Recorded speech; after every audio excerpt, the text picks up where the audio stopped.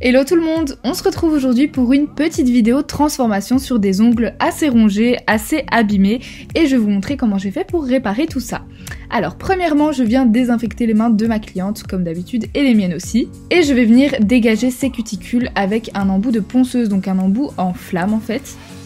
Et je vais venir tout simplement décoller la cuticule qui est vraiment collée à son ongle. Donc je commence de la droite vers la gauche avec un embout de ponceuse comme d'habitude. C'est assez doux, hein, ça fait pas du tout mal, vous inquiétez pas. Mais voilà, ça va me permettre de vraiment dégager et décoller toute la cuticule. Et une fois que c'est fait, je vais mettre ma ponceuse en mode reverse, donc de l'autre côté, de la gauche vers la droite cette fois-ci, et pour encore une fois décoller vraiment toutes les petites peaux qui sont vraiment bien collées. En fait, il faut vraiment que quand vous passez avec votre embout de ponceuse, on ne sente plus rien, ce soit tout lisse, et que tout soit vraiment bien décollé pour qu'il n'y ait plus rien qui nous ennuie, et pour que ce soit plus facile à couper par après. Alors une fois que c'est fait, je vais commencer par couper le plus gros au ciseau, donc voilà. Moi je coupe toujours en première pose au ciseau, je sais pas pourquoi, c'est une habitude. Le ciseau ça peut faire peur, mais une fois que vous le gérez bien, franchement c'est super facile, enfin c'est un jeu d'enfant. Et je trouve que ça coupe assez bien, ça fait pas du tout mal, c'est assez précis, donc voilà. Moi j'aime beaucoup le ciseau. Donc voilà, je fais vraiment le plus gros ciseau, il faut vraiment couper que ce qui est blanc, donc ce qui est mort, pour pas faire mal à la cliente. Une fois que c'est fait, je viens passer un petit embout boule sur tous mes ongles pour vraiment lisser le pourtour de l'ongle pour qu'il n'y ait vraiment plus aucune petite peau qui dérange.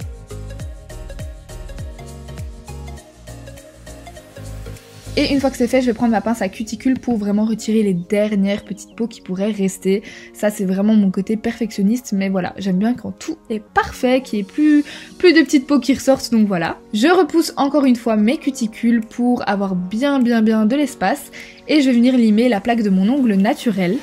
Donc ici c'est une lime 180-240 il me semble de chez AliExpress. C'est une lime spéciale pour les ongles naturels, donc voilà, je viens bien matifier la plaque de l'ongle et en même temps je refais un petit peu la forme de l'ongle. Et c'est super important de bien matifier l'ongle naturel parce que s'il est pas mat en fait, il n'y a aucun produit qui va adhérer et tout va se décoller. Donc il faut vraiment que votre ongle naturel soit bien mat. Une fois que tout est matifié, je vais venir prendre mes capsules américaines. Ici, ce sont les capsules ballerines de chez Ongle 24 que j'aime beaucoup. Je viens choisir la taille correspondant au doigt de ma cliente tout simplement. Et à l'heure où je vous parle, il me semble qu'elles sont de nouveau en stock. Donc je vous remets le lien dans la barre d'infos. Ici, je viens asperger les doigts de ma cliente avec du cleaner et avec une brosse dure que je vous ai présentée dans mon haul Ongle 24. Je vais vraiment venir faire pénétrer le cleaner à l'intérieur pour vraiment enlever les dernières poussières et que tout soit bien clean. Un petit coup de nail prep, c'est pas obligatoire mais moi j'aime bien toujours être sûre et bien dégraisser la plaque avant d'appliquer quoi que ce soit. Et je vais venir appliquer un primer, alors ici il me semble que c'est un primer acide, je me rappelle plus mais je pense que j'ai utilisé un primer acide. Quand vous avez des ongles un petit peu abîmés, un petit peu compliqués, je vous conseille de mettre une petite goutte de primer acide, c'est toujours mieux.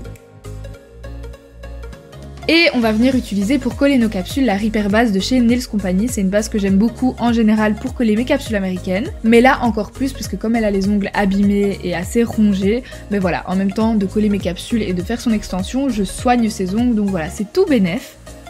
Et le secret pour une pose américaine réussie, c'est de ne pas mettre trop de gel dans la capsule. Ça sert à rien d'en mettre trop en se disant que ça va mieux tenir ou quoi, pas du tout. Une fois que c'est catalysé sur l'ongle et que vous avez bien préparé votre plaque, il n'y a aucune raison que ça se décolle. Donc en mettre trop, vous risquerez peut-être d'en faire couler dans les cuticules ou que ça déborde de partout, donc là d'avoir des décollements. Donc vraiment si je peux vous donner un conseil, n'en mettez pas trop, mettez-en vraiment la bonne dose quoi, mais avec le temps ça viendra. Et comme d'habitude, je viens coller ma capsule de la cuticule jusqu'au bord libre, voilà, avec ma petite lampe comme d'habitude de chez AliExpress. Je vous mets tous les liens en barre d'infos et cette lampe, je l'aime tellement que j'en ai racheté deux d'avance pour être sûre au cas où elle me lâche, ben voilà, j'en ai toujours une sous la main parce qu'elle est vraiment trop géniale. Et je sais pas vous, mais je trouve ça trop satisfaisant à regarder, j'aime trop.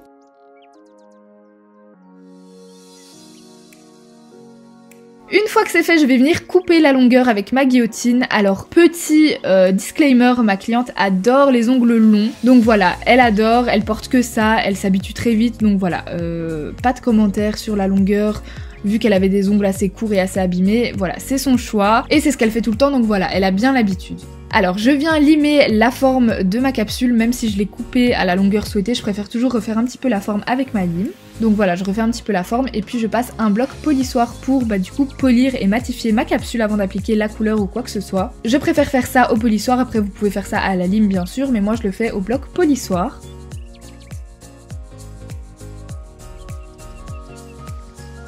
Une fois que c'est fait, je vais asperger le tout de cleaner encore une fois et je viens brosser avec ma petite brosse dure du coup pour enlever toutes les poussières et là on va passer au Baby Boomer. Je viens prendre la base Very Cool de chez Indigo, c'est une base assez opaque, donc elle est pas du tout transparente, elle est bien opaque, bien couvrante et c'est vraiment la couleur qui me sert de base pour tout ce qui est Baby Boomer, pour les French, etc.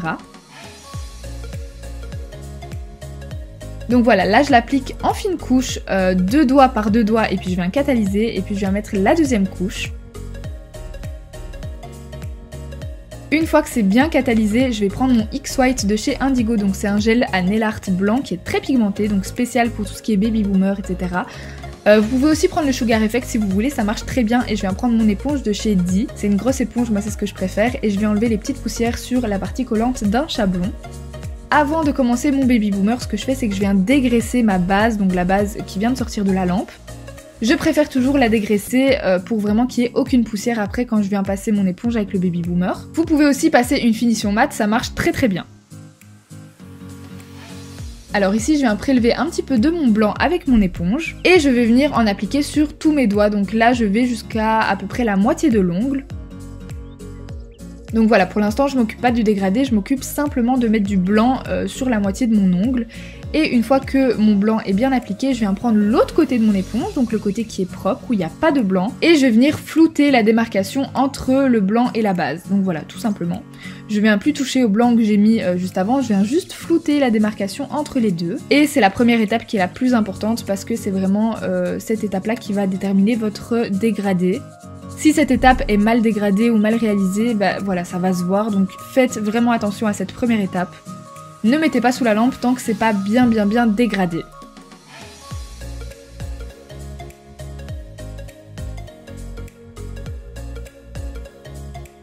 Une fois que c'est fait, je viens reprendre un petit peu de mon blanc avec mon éponge et là je vais aussi l'appliquer sur l'ongle, mais pas jusqu'à la moitié, mais plutôt jusqu'aux 3/4. Donc voilà, je m'arrête un petit peu avant que ce que j'ai fait la première fois. Et pareil, je reprends l'autre côté de mon éponge et je viens flouter du coup la démarcation entre le blanc et mon premier dégradé. Si vous voulez, j'ai fait un tuto complet sur Instagram, donc voilà. Ça peut être un petit plus si vous voulez, je vous le mets dans la barre d'infos. Et une fois que c'est bien catalysé, ça c'est un petit plus, je viens mettre encore un petit peu de blanc en plus, vraiment sur la pointe de l'ongle. Donc voilà, là je rajoute vraiment un tout petit peu de blanc pour que ce soit bien blanc. Moi j'aime bien les baby boomers quand ils sont bien blancs. Donc voilà, pareil, j'en rajoute un tout petit peu sur la pointe et avec l'autre côté de mon éponge qui est propre, je viens flouter. Vous voyez qu'avec ces éponges et cette technique, c'est super facile, franchement, enfin j'adore cette technique. Et je viens prendre ma Mineral Base porcelaine de chez Indigo. Si vous me suivez sur Instagram, vous savez que c'est mon produit miracle pour les baby boomers et pour flouter tout ce qui est dégradé, etc. Je viens en appliquer vraiment une fine couche sur mes baby boomers du coup, pour vraiment flouter encore plus la démarcation entre la base et le blanc. Je trouve que c'est vraiment la petite étape qui rajoute ce côté flouté, ce côté fondu qui est trop beau. Et je ne peux plus me passer de ce produit, vous le voyez tout le temps hein, dans mes vidéos baby boomer, etc. de toute façon. Je trouve que c'est vraiment ce produit-là qui vient enlever toutes les petites traces d'éponge qui peut rester, etc. Donc vraiment ce produit, je l'aime trop.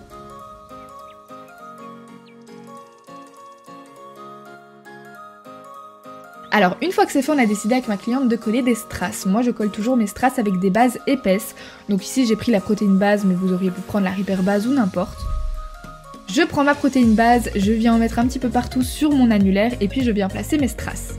Alors ici ce sont des strass de chez AliExpress que j'ai mixé avec des strass de chez Swarovski que j'ai acheté sur Ongle 24. Et voilà, je viens un petit peu les placer comme je veux, donc voilà, enfin comme ma cliente veut plutôt. Et comme les strass ça bouge beaucoup tant que c'est pas catalysé, je vais venir catalyser une première fois avec une petite lampe UV, donc je l'utilisais avant pour mes poses américaines. Donc voilà, elle me sert à ça, à coller les strass premièrement en fait, et après on vient les mettre dans la grande lampe. Une fois que c'est fait, je viens faire ma deuxième main, donc pareil, je remets de la protéine base et je vais venir coller et fixer mes strass. Donc voilà, je les place un petit peu comme je veux, donc j'ai mis le gros strass AliExpress au milieu et puis je mets des petits strass Swarovski tout autour. Et puis je viens fixer tout ça avec ma petite lampe de la pose américaine, tout simplement.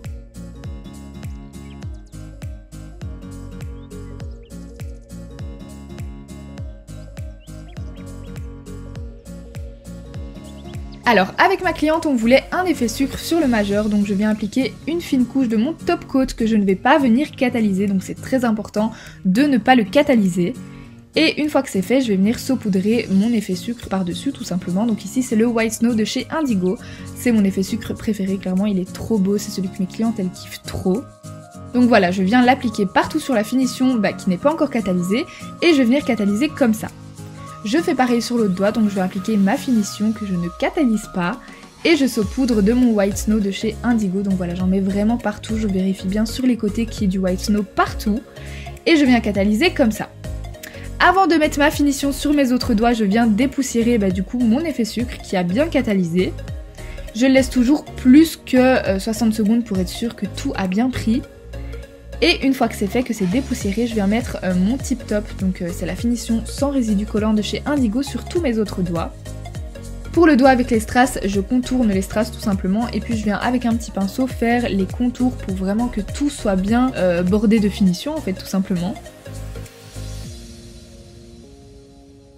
Je dépoussière mon autre effet sucre et je fais pareil sur cette main là, donc j'applique ma finition sur tous les doigts. Par contre, n'appliquez pas de finition sur votre effet sucre, sinon ça va perdre en fait tout le côté effet sucre. Donc voilà, l'effet sucre, il faut vraiment pas appliquer de finition dessus. Une fois que j'ai bien bordé mes strass avec ma finition et mon petit pinceau et que c'est catalysé, je finis par ma finition sur les pouces que j'isole toujours. Donc je mets toujours les deux pouces à part, un à un dans la lampe, parce que les pouces, il faut vraiment qu'ils catalysent bien droit et seuls. J'applique une petite huile à cuticule et voilà le résultat final. Je kiffe trop. J'adore la combinaison du baby boomer avec les strass, je trouve ça trop beau. Et je sais pas si vous vous rappelez, mais regardez le début de la vidéo, on vient de loin quand même. Elle avait des ongles assez catastrophiques et là j'aime trop le résultat et j'attends votre avis dans les commentaires. Je vous dis à samedi prochain, bye!